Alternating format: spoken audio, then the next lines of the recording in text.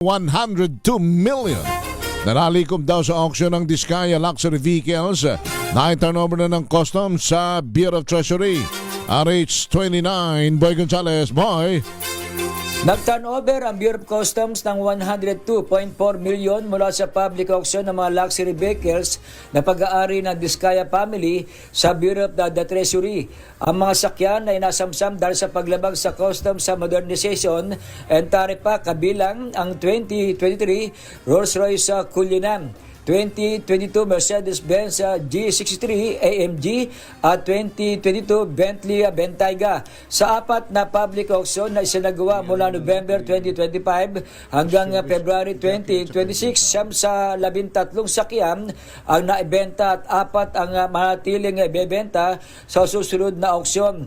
Ayon kay Commissioner Ariel Pomseno ng BOC, pinapakita ng turnover ang kanilang patuloy na pagtupad sa pagpapatupad ng batas at pagbabalik ng nakuwang yaman sa mga mamayang Pilipino. Binanggit naman ni Attorney Jericho Cadorna ng BTR na ito ay tagumpay ng batas dahil sa dating pinagtatalunang ari-arian ay na-convert na pondo para sa pambansang prioridad.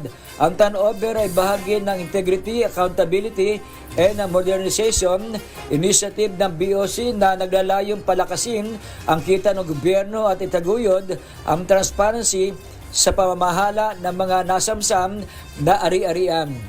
Ito si Boy Gonzales para sa Arizona sa Pilipinas, una sa Pilipino.